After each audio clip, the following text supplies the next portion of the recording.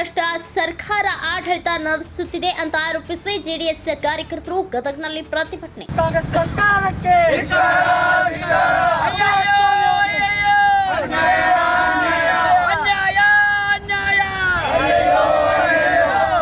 ಕಾಂಗ್ರೆಸ್ ಸರ್ಕಾರಕ್ಕೆ ಹೋಮದಲ್ಲಿರುವ ಸರ್ಕಾರಕ್ಕೆ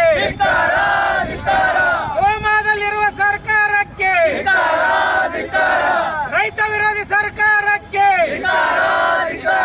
ಮಹಿಳೆಯರ ವಿರೋಧಿ ಸರ್ಕಾರಕ್ಕೆ ಕಾರ್ಮಿಕ ವಿರೋಧಿ ಸರ್ಕಾರಕ್ಕೆ ಹಗರಣ ಮಾಡಿದಂತ ಕಾಂಗ್ರೆಸ್ ಸರ್ಕಾರಕ್ಕೆ ರಾಜ್ಯದ ಮಹಿಳೆಯರಿಗೆ ವಂಚಿಸಿದಂತ ಕಾಂಗ್ರೆಸ್ ಸರ್ಕಾರಕ್ಕೆ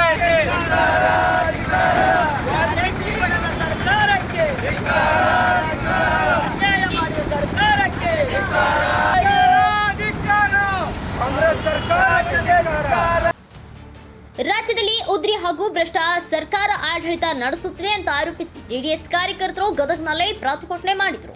ಜೆಡಿಎಸ್ ರಾಜ್ಯ ವಕ್ತಾರ ವೆಂಕನಗೌಡ ಗೋವಿಂದ ಗೌಡ್ರು ಹಾಗೂ ಜಿಲ್ಲಾಧ್ಯಕ್ಷ ಎಂಎಂ ಮುದೋಳ್ ನೇತೃತ್ವದಲ್ಲಿ ಪ್ರತಿಭಟನೆ ನಡೆಯಿತು. ಗದಗ ನಗರ ಮಹಾತ್ಮ ಗಾಂಧಿ ವೃತ್ತದಲ್ಲಿ ರಾಜ್ಯ ಸರ್ಕಾರದ ವಿರುದ್ಧ ಆಕ್ರೋಶ ವ್ಯಕ್ತಪಡಿಸಿದರು. ಕರ್ನಾಟಕದಲ್ಲಿ ಕಾಂಗ್ರೆಸ್ ಸರ್ಕಾರ ಅಧಿಕಾರಕ್ಕೆ ಬಂದು ವರ್ಷ ಕಳೆದಿವೆ, ಆದರೆ ಇದುವರೆಗೂ ಅಭಿವೃದ್ಧಿ ಕಾರ್ಯಗಳು ಆಗಿಲ್ಲ. ವಾಲ್ಮೀಕಿ ಹಗರಣದಲ್ಲಿ ಮಾಜಿ ಸಚಿವ ನಾಗೇಂದ್ರ ಅವರನ್ನ ಇಡಿ ವಶಕ್ಕೆ ಪಡೆಯುವ ಮಟ್ಟಕ್ಕೆ ಭ್ರಷ್ಟಾಚಾರ ನಡೆಸಿದೆ.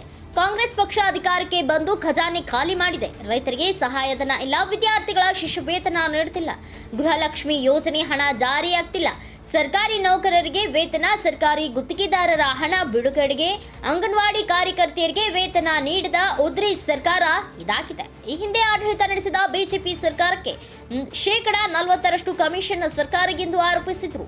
ಆದರೆ ಇದೀಗ ಅಧಿಕಾರಕ್ಕೆ ಬಂದಿರುವ ಕಾಂಗ್ರೆಸ್ ಸಂಪೂರ್ಣವಾಗಿ ಭ್ರಷ್ಟಾಚಾರದಲ್ಲಿ ಮುಳುಗಿದೆ. ಎಸ್ಸಿ ಮೀಸಲಿಟ್ಟ ಹಣ, ಗ್ಯಾರಂಟಿಗಳಿಗೆ ದುರ್ಬಳಕೆ, ಮೂಡ ಹಗರಣ, ವಾಲ್ಮೀಕಿ ಅಭಿವೃದ್ಧಿ ನಿಗಮ ಹಗರಣ ಸೇರಿದಂತೆ ಅನೇಕ ಹಗರಣಗಳು ಬಗೆದಷ್ಟು ಭ್ರಷ್ಟತೆ ಹೊರಬರುತ್ತಿವೆ. ಕಾನೂನು ಸುವ್ಯವಸ್ಥೆ ಹಾಗೂ ಆರೋಗ್ಯ ವ್ಯವಸ್ಥೆ ರಾಜ್ಯದಲ್ಲಿ ಸಂಪೂರ್ಣವಾಗಿ ಹಾಳಾಗಿದೆ. 1 ವರ್ಷದಿಂದ ರಾಜ್ಯದಲ್ಲಿ ಅಭಿವೃದ್ಧಿ ಕಾರ್ಯ ಶೂನ್ಯವಾಗಿದೆ. ರಾಜ್ಯ ಸರ್ಕಾರ ಕಾಂಗ್ರೆಸ್ ಭ್ರಷ್ಟಾಚಾರದ ನೀತಿ ಹಾಗೂ ವಿವಿಧ ಇಲಾಖೆಗಳಲ್ಲಿ ದುಡಿಯುವ ವರ್ಗಕ್ಕೆ ವೇತನ ನೀಡದೇ ಇರುವುದನ್ನು ಖಂಡನೆ ಜನ ವಿರೋಧಿ ಸರ್ಕಾರ ವಜಾಗೊಳಿಸುವಂತೆ ರಾಜ್ಯಪಾಲರಿಗೆ ಜೆಡಿಎಸ್ನಿಂದ ಮನವಿ ಸಲ್ಲಿಸಲಾಯಿತು. ಈ ಸಂದರ್ಭದಲ್ಲಿ ಜೆಡಿಎಸ್ ಪಕ್ಷದ ಜಿಲ್ಲಾಧ್ಯಕ್ಷ ಎಂಎಂ ಮುದೋಳ್, ತಾಲೂಕಾ ಅಧ್ಯಕ್ಷ ಬಸವರಾಜ ಅಪ್ಪಣ್ಣವರ್, ಮಹಿಳಾ ಅಧ್ಯಕ್ಷೆ ಮಂಜುಳಾ ಮೇಟಿ, ಎಂಎಚ್ ಪರ್ವತಗೌಡ್ರು, ಪ್ರಫುಲ್ಲ ಪುಣೇಕರ್, ರಮೇಶ್ ಹುಣಸಿ ಮರದ, ಮಹಾಂತೇಶ ಕಡುವೆ ಸೇರಿದಂತೆ ಅನೇಕ ಕಾರ್ಯಕರ್ತರು ಉಪಸ್ಥಿತರಿದ್ದರು. ರಾಜ್ಯ ಸರ್ಕಾರದ ನಡೆಯ ಬಗ್ಗೆ ಗೋವಿಂದೇಗೌಡರು ಏನೆಲ್ಲ ಮಾತನಾಡಿದ್ದಾರೆ ಬನ್ನಿ ನೋಡೋಣ. 1 ವರ್ಷ ಪೂರೈಸಿರುವ ಈ ರಾಜ್ಯ ಸರ್ಕಾರ ಭ್ರಷ್ಟಾಚಾರದೊಳಗೆ ಮುಳುಗೈತಿ.